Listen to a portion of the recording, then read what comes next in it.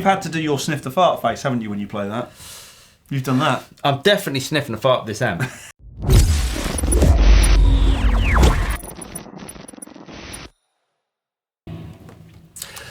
Hi everyone, my name's James Ivey. I'm Paul Drew. From the Studio Rats. And as you can tell by my dear friend Mr. Drew's face, he's not in a happy place. What the hell is this? This is probably the most iconic looking amp since Jim launched the Marshall. I reckon you're right. It's also one of the most easily dateable amps as well, isn't it? This is a Mesa Boogie Dual Rectifier 100 watt solo head. It's a beast. It is a beast, and I've never really embraced the Boogie sound, if I'm honest.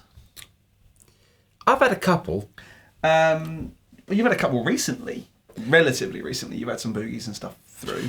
But this is one of those, every studio that sits in a certain kind of metal space has got one of these.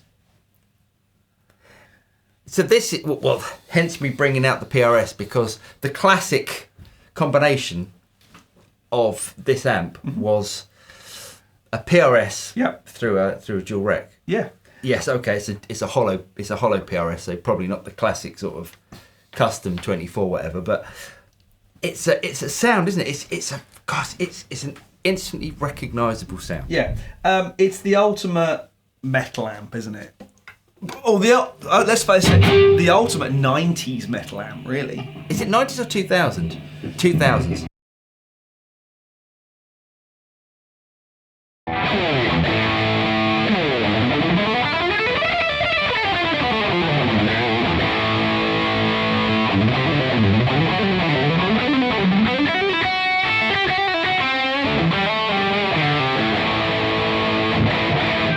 I mean, it's even not my guitar out of tune. Of course, that's the amp's fault, isn't it?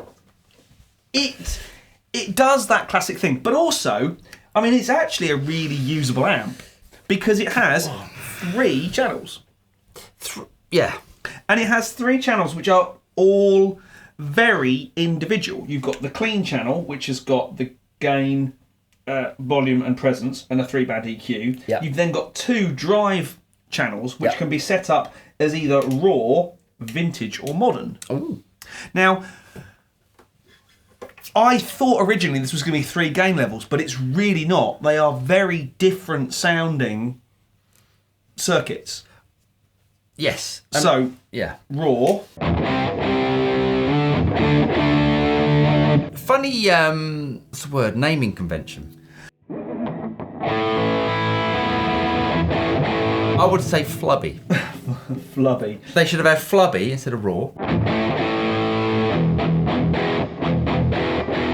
Right? Vintage.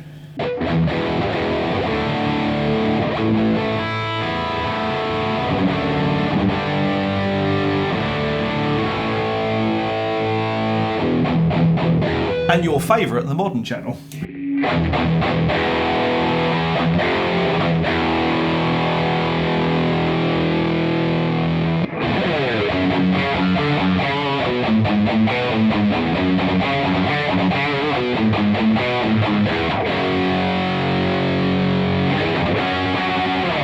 Why the hell did you buy this? Well, as part of our eternal quest for tone, guess what? What?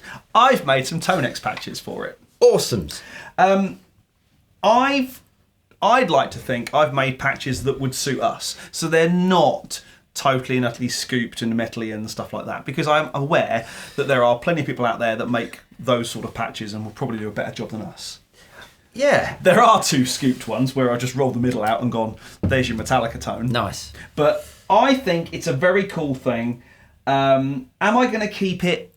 Probably not. It's not really in my wheelhouse. No. Was it a fun thing to capture? Has it been fun to play through and kind of live with for a bit? Yes.